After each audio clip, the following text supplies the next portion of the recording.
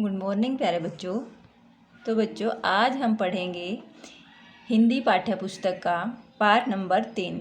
हमने पहले 2 लेसन पढ़ लिए हैं। पहली हमारी कविता थी प्रकृति कहती है और दूसरा पाठ जो था वो महात्मा गांधी जी की आत्मकथा थी। पाठ का नाम था जब मैं पढ़ता था।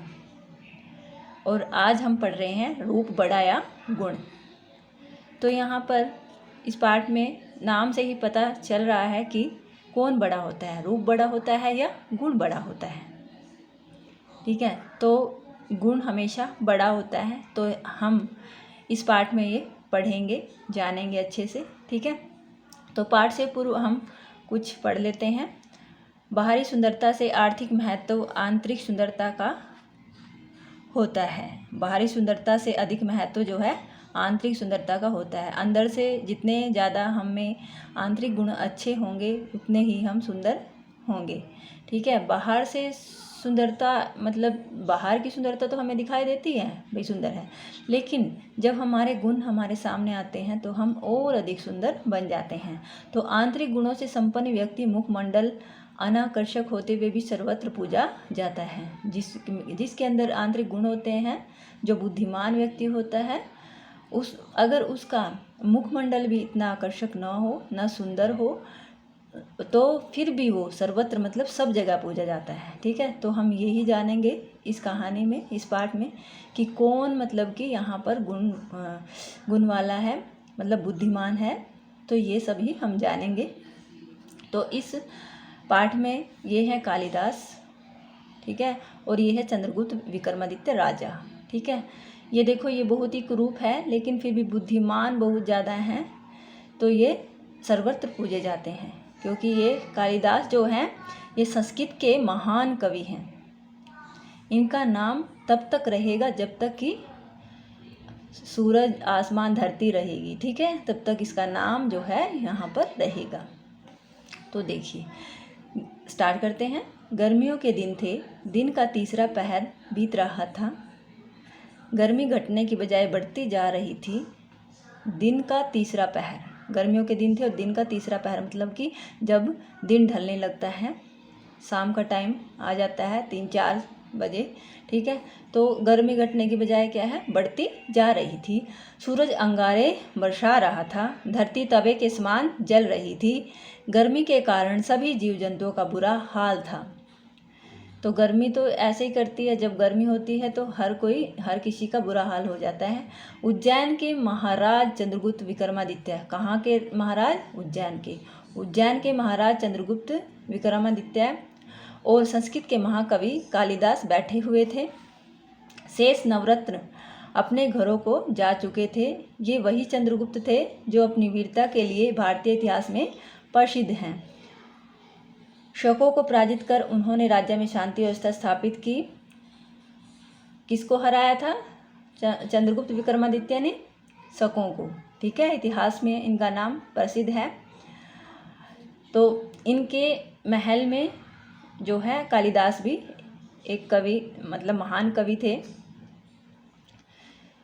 तो उन्होंने राज्य में शांति व्यवस्था स्थापित की, शकों को पराजित कर। मेघदूत, रघुवंशम, अभिज्ञान शाकुंतलम आदि संस्कृत रचनाओं के रचयिता कालिदास को सभी जानते हैं। कौन कौन सी रचनाएं हैं? मेघदूत, रघुवंशम, अभिज्ञान शाकुंतलम आदि, मतलब कि और सारी भी बहुत सारी जो है रचनाएं हैं इनकी, लेकिन ये सबसे फेमस हैं, प्रसिद्ध हैं। कालिदास को सभी जानते हैं इन रचनाओं के कारण। राजा और महाकवि कालिदास गर्मी से बेहद परेशान थे। दोनों के शरीर पसीने से लथपथ थे। प्यास के मारे कंठ बार बार सूखा जा रहा था। दोनों के पास मिट्टी की एक सुराही रखी थी।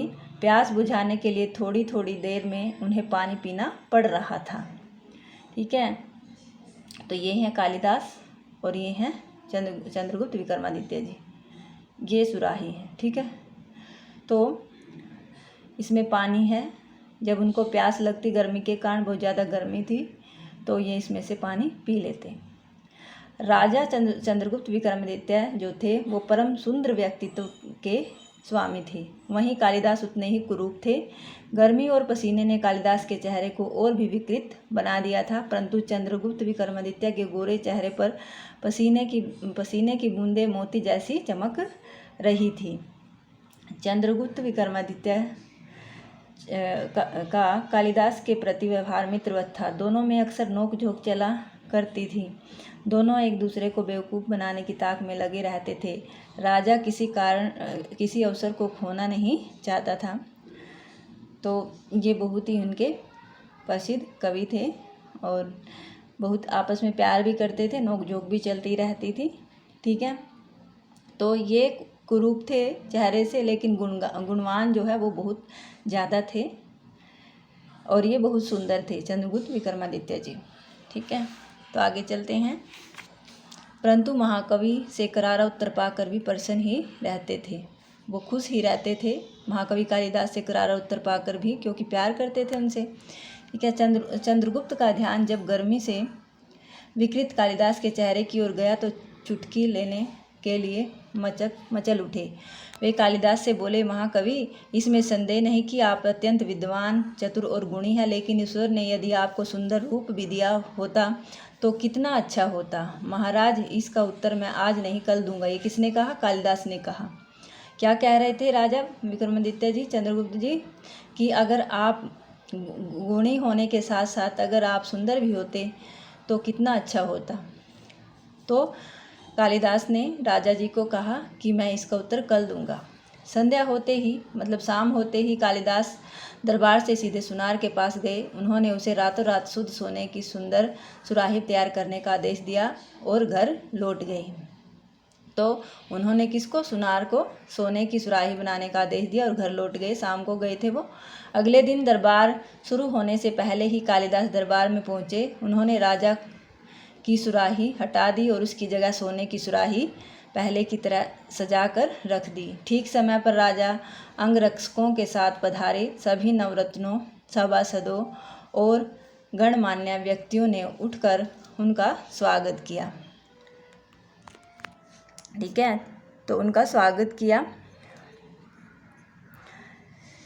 ठीक समय पर राजा अंगरक्षकों के साथ पधारे। सभी नवरत्नों, सभासदों और गणमान्य व्यक्तियों ने उठकर उनका स्वागत किया। राजा ने सिंहासन पर बैठकर सभी का अभिवादन किया। अभिवादन जो है स्वीकार किया। कल की तरह आज भी बेहद गर्मी थी। पंखे तेजी से झले जा रहे थे, लेकिन उनकी हवा में भी गर्मी थी। कार्यवाही शुरू करने से पहले राजा को प्यास लगी। पानी होठों पर लगते ही वे सेवक पर बरस पड़े। क्या सुराही में उबला हुआ पानी भरे हुए हो? सेवक डर से कांपने लगा। कालिदास ने तीर की तेजी से आकर सुराही का कपड़ा हटाया। सोने की सुराही देखकर सभी दंग रह गए। यह क्या, सुराही सोने की है? राजा ने कहा। सभी उसकी सुंदरता का गुणगान करने लगे। कोई असली सोने की, कोई उसकी बनावट की तथा कोई उसकी नक्काशी की तारीफ कर रहा था। तभी राजा चंद्रगुप्त विक्रमादित्य एक सांस में बोल गए, हद हो गई, पानी भी कहीं सोने की सुराही में रखा जाता है। तो आगे चलते हैं। सुराही तो आगे है, कहाँ गई मिट्टी की सुराही? सोने की सुराही यहाँ किस बेवकूफ़ ने रखी है? राजा ने कहा। पास में खड़े कालिदास ने शांत स्वर में कहा, वह बेवकूफ़ मैं ही हूँ श्रीमान महाकवि आप। ये राजा ने कहा। कल मेरी दृष्टि मिट्टी की सुराही पर चली गई थी। वह बेहद भद्दी और बदसूरत लग रही थी। मैंने सोचा कि सुंदरता के पुजारी के पास भद्दी सुराही किसी बेवकूफ़ ने रखवाई, इसलिए उसे हटाकर मैंने शुद्ध सोने की यह सुंदर सुराही रख दी। क्या अच्छी नहीं है? इतना कहकर वे चुप हो गए। किसने कहा ये? महाकवि कालिदास जी ने। राजा महाकवि का व्यंग्य समझ गए। उन्होंने महाकवि से क्षमा मांगी। दरबारियों में कानाफूसी होने लगी। कानाफूसी मतलब एक दूसरे के कान में वो बातें करने लगी, परंतु कोई उस घटना के कारण को नहीं जान पाया। तब राजा की अनुमति महाकवि अनुमति से महाकवि ने संक्षेप में सब कुछ बता दिया। दरबारी भी हंसे बिना ना रह सके। क्यों किया उन्होंने ये काम? क्योंकि राजा ने उनको कुरूप बोला था कि आपके पास अगर गुण और सुंदरता दोनों साथ होते तो कितना अच्छा होता। तो फिर उन्होंने उसकी जगह पर मिट्टी की सुराही की जगह पर सोने की सुराही रख दी, लेकिन उसमें पानी तो गर्म ही रहेगा। तो इससे पता चलता है कि जो गुण मिट्टी में होते हैं वो सोने में नहीं होते। हम सोने की सुराही का पानी नहीं पी सकते। इसलिए हर व्यक्ति, हर चीज़ का अपना ही अलग अंदाज, अपना अलग ही गुण होता है। सभी में अलग अलग क्वालिटीज़ होती हैं, ठीक है। तो इसलिए हमें किसी का मजाक नहीं उड़ाना चाहिए। तो यहाँ हमें यही सीख मिलती है। तो आगे चलते हैं। शब्दार्थ: अंगारे आग, रचिता रचने वाला, विकृत भद्दा, मित्रवत मित्र के समान, ताक अवसर की प्रतीक्षा, अवसर की प्रतीक्षा मतलब इंतजार करना, ताक देखना, मचल उठे बेचैन हो उठे, बरस पड़े नाराजगी प्रकट करने लगे, गुणगान बड़ाई, कानाफूसी धीरे धीरे बातें करना, अनुमति आज्ञा। तो ये हो गए हमारे शब्दार्थ। अब करते हैं हम अभ्यास कार्य। सबसे पहले मौखिक करेंगे। मौखिक मतलब मुंह से बोलकर पढ़ना है ये। अंगारे, सबसे पहले अंगारे, फिर है संध्या, जीव जंतुओं, सिंहासन, ये है मिट्टी, कार्यवाही, सुराही, कानाफूसी, विकृत, व्यवहार, प्रसन्न, स्वागत, बेवकूफ़ और नक्काशी। तो ये हुए हमारे शब्द जो हमने बोले पढ़े। तो इसी तरह आपने अच्छे से बोलना है, पढ़ना है इनको। आगे है, निम्नलिखित प्रश्नों के उत्तर बताइए। चंद्रगुप्त विक्रमादित्य कहाँ के शासक थे? तो वो उज्जैन के शासक थे।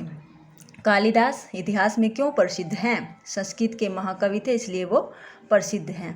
राजा चंद्रगुप्त ने किसे पराजित किया था? यहाँ पे संस्कृति की जगह क्या आएगा? संस्कृत आएगा। तो आप सही करके लिख लेना, ठीक है। राजा चंद्रगुप्त ने किसे पराजित किया था? शकों को।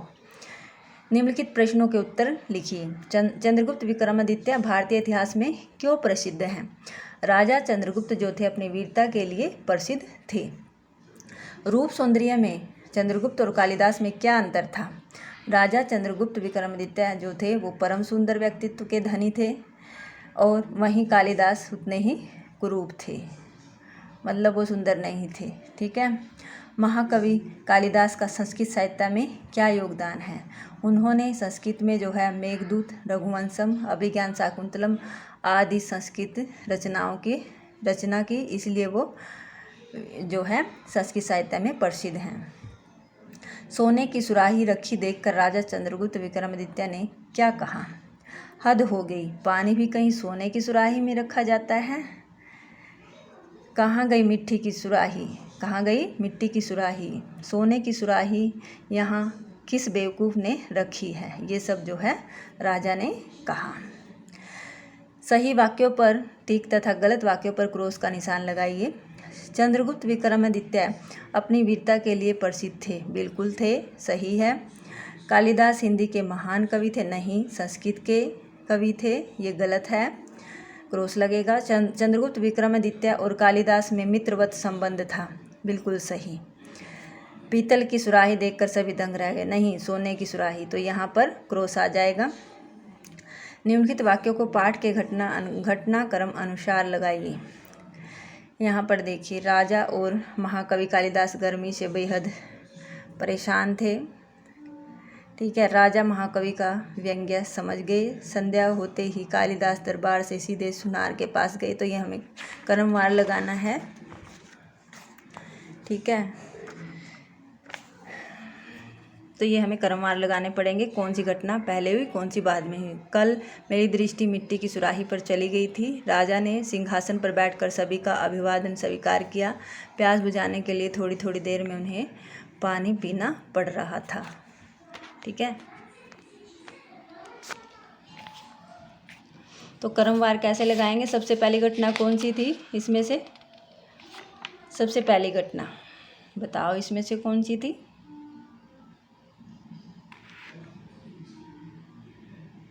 पहली ये घटना है, ये वाली, ये है पहली। दूसरी कौन सी है? दूसरी है ये वाली। प्यास बुझाने के लिए थोड़ी थोड़ी देर में उन्हें पानी पीना पड़ रहा था। तो ये हुई दूसरे वाली। कौन सी वाली? ये हुई दूसरे वाली। और राजा ने सिंहासन पर बैठकर, ये तो लास्ट में है, कल मेरी दृष्टि मिट्टी की सुराही पर चली गई, ये भी लास्ट में है। तो यहाँ पर संध्या होते ही कालिदास दरबार में सीधे सुनार के पास गए, राजा वहाँ कोई कहेंगे। तो ये है हमारी तीसरी, ये है हमारी तीसरी, ठीक है। और राजा, एक मिनट, राजा ने सिंहासन पर बैठकर सभी का अभिवादन किया। कल मेरी दृष्टि मिट्टी की सुराही पर चली गई थी, ये भी बात की है। ये है हमारी चौथी, ठीक है। राजा महाकवि, ये व्यंग्यवाद में समझे थे ना। तो ये है हमारी पांचवी, और ये है हमारी छठी घटना, ठीक है। तो ये हो गए हमारे फील, ठीक है। अब चलते हैं आगे। सही उत्तर पर टिक का निशान लगाइए। चंद्रगुप्त विक्रमादित्य ने किसे पराजित किया? हुणों को, शकों को। किसको? शकों को पराजित किया था उन्होंने, ठीक है। तो कालिदास की रचनाएं किस भाषा में हैं? संस्कृत में, ठीक है। कालिदास ने राजा के लिए किस धातु की सुराही बनाई? सोने की। कालिदास कैसे थे? कुरूप थे, ठीक है। तो ये हो गए हमारे टिक मार्क वाले। सही उत्तर पर निशान लगाना था। अब मूल्यपरक प्रश्न है। तो आंतरिक सुंदरता के विषय में आपके क्या विचार हैं? क्या विचार हैं मेरे बच्चों? समझ गए होंगे आप कि आंतरिक सुंदरता के विषय में आपके क्या विचार हैं। आंतरिक सुंदरता जो है बाहरी सुंदरता से भी अधिक उपयोगी होती है, हम ये समझे। प्रत्येक वस्तु का अपना अपना महत्व होता है। क्या आप मानते हैं कि मूल्यवान धातु जो है, धातु किसी भी वस्तु का विकल्प बन सकता है? प्रत्येक वस्तु का जो है अपना अपना महत्व होता है। क्या आप जानते हैं कि मूल्यवान धातु जो है किसी भी वस्तु का विकल्प बन सकता है, ठीक है। तो इस पर हम, ये मूल्यपरक प्रश्न है। इसके बाद करते हैं भाषा ज्ञान। निम्नलिखित तत्सम शब्दों के तद्भव शब्द लिखिए। तत्सम कौन से होते हैं? जो संस्कृत में यूज होते हैं, ठीक है। तत्सम शब्द क्या होते हैं? जो संस्कृत से जो शब्द लिए गए वो यूं के यूं यूज हो जाते हैं, तो उनको कहते हैं तत्सम शब्द। ये देखिए, गृह, गृह क्या होता है? घर। तो घर होता है हमारा हिंदी में, और गृह होता है संस्कृत में। सूर्य को हम संस्कृत में लिखते हैं सूरज। वैसे तो ये हिंदी में भी यूज होते हैं, लेकिन संस्कृत में सूर्य ही बोलते हैं, सूरज नहीं। तो हिंदी में सूरज, स्वर्णकार, सुनार, ये हुए हमारे तत्सम, और ये हुए हमारे तद्भव। नृप राजा होता है, ठीक है। ये हुए हमारे तत्सम जो संस्कृत के शब्द हैं, और हिंदी के शब्द हुए तद्भव। साएं, शाम, श्वास, सांस, ठीक है। तो हो गया ये। अब आगे चलते हैं। निम्नलिखित मुहावरों के अर्थ लिखकर उनका वाक्य में प्रयोग कीजिए। सूरज का अंगारे बरसाना, बहुत गर्मी होना, आज सूरज अंगारे बरसा रहा है। रहे है नहीं, ये गलत है, रहा है आएगा यहाँ पर, ठीक है, रहा है। उसके बाद चुटकी लेना, चुटकी लेना टालना, मतलब कि टाल देना किसी बात को। पैसे देने की बात सुनकर वह चुटकी ले गया। ताक में लगे रहना, मौका देखना, मौके का इंतजार करना। शेर बकरी का शिकार करने के लिए ताक में लगे रहा, ठीक है, वो ताक लगा के वहाँ पर इंतजार करता रहा। तो यहाँ पर रचनात्मक क्रियाकलाप है। बच्चों, हमारे देश के कुछ प्रसिद्ध संत कवियों के चित्र यहाँ दिए गए हैं। इन्हें पहचान कर चित्र के नीचे इनके नाम लिखिए। सबसे पहले है संत तुकाराम, फिर है मीरा भाई, और उसके बाद है जगत गुरु सतगुरु रविदास जी महाराज, ठीक है। तो ये हुए हमारे संस्कृत साहित्य के कुछ महत्वपूर्ण रचनाकारों की एक सूची तैयार करनी है आपने, ठीक है। इसी तरह ये जो है हमारा रचनात्मक क्रियाकलाप है, ये हमें मतलब कि बच्चों को ही करना होता है। महरौली दिल्ली में कुतुब मीनार के पास एक लौह स्तंभ है, इसे बनवाने वाले शासक का नाम बताना है। कालिदास को भारत का शेक्सपियर कहा जाता है। तो संस्कृत के महाकवि कालिदास का संक्षिप्त जीवन परिचय यहाँ पर लिखना है। आप इंटरनेट पुस्तकालय की सहायता ले सकते हैं। आप इंटरनेट से जो है सर्च करके इनके बारे में जानकारी हासिल कर सकते हैं। तो ये आपको खुद करना होगा, ठीक है। तो हुआ हमारा पार्ट कंप्लीट। हम बाद में पढ़ेंगे चंद्रशेखर आज़ाद। ठीक है, आज हमारा पाठ हुआ कंप्लीट। तो आप जो है मेरी वीडियोज़ देखते रहना, क्योंकि मैं आपके लिए बहुत सारी वीडियोज़ लेके आने वाली हूँ जो आपके बहुत काम आने वाली है। तो धन्यवाद।